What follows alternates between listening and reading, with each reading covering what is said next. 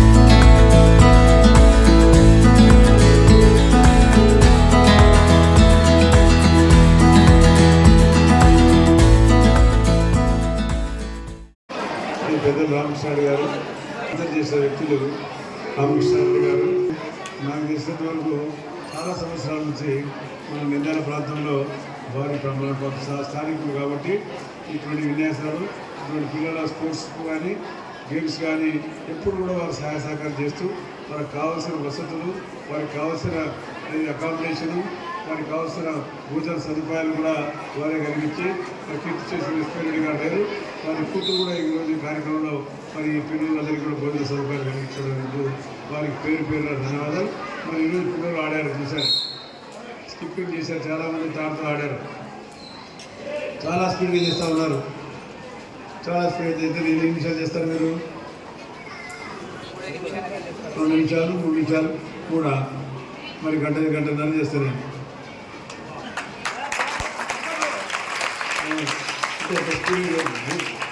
ఇవన్నీ స్పోర్ట్స్ ఆడడానికి నేను దాదాపుగా 2001-2002 సంవత్సరాల వరకు చేశా.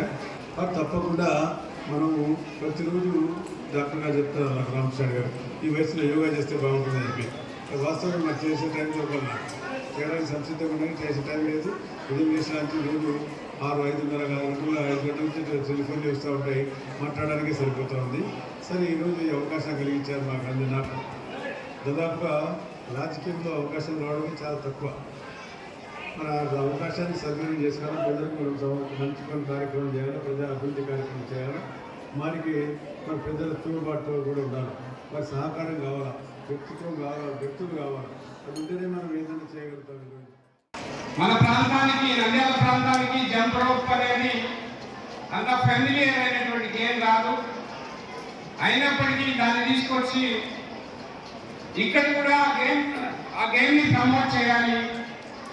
ఇక్కడ పిల్లల్లో కూడా ఆ గేమ్ పట్ల ఇంట్రెస్ట్ని జనరేట్ చేయాలనేటువంటి ఉద్దేశంతో మరి నంద్యాల ప్రాంతాల్లో ఇంత పెద్ద ఈవెంట్ నిర్వహిస్తున్నటువంటి జిల్లా అధ్యక్షులు రమేష్ గారికి మరొకసారి ప్రత్యేకంగా ధన్యవాదాలు తెలియజేస్తున్నాను. మేము కూడా ఒక క్రీడా భారత అనేటువంటి సంస్థను స్థాపించి గత 2 నెలలుగా మా టీం రామకృష్ణారెడ్డి గారి ఆధ్వర్యంలో అనేక క్రీడా పోటీలు నిర్వహిస్తూ వస్తున్నాము. మరి అందులో భాగంగా గత నెలలో ఫుట్బాల్ టోర్నమెంట్ నిర్వహించడం, చెస్ కాంపిటీషన్స్ నిర్వహించడం, రీసెంట్ గా రాష్ట్ర స్థాయి చెస్ పోటీలు నిర్వహించడం, ఈ రోజు నంద్యాల ప్రాంతంలో మరొక స్టేట్ ఈవెంట్ జరగడం, ఇవన్నీ నిజంగా నంద్యాల ప్రాంతంలో ఉన్నటువంటి విద్యార్థులకి ఎవరైతే గేమ్స్ అండ్ స్పోర్ట్స్ లవర్స్ ఉన్నారో వాళ్ళందరికీ నిజంగా చాలా ఆనందకరమైనటువంటి విషయం. ఈ ప్రాంతంలో ఇలాంటి ఈవెంట్స్ మరిన్ని జరగాలి. మన విద్యార్థులకి, మన నంద్యాల ప్రాంతం, నంద్యాల జిల్లా విద్యార్థులకి ఇలాంటి పోటీల్లో, రాష్ట్ర స్థాయి పోటీల్లో పాల్గొనేటువంటి అవకాశం, మరి వారి పర్ఫార్మెన్స్ ని మెరుగు చేసుకునేటువంటి అవకాశం రావాలని చెప్పేసి మనసు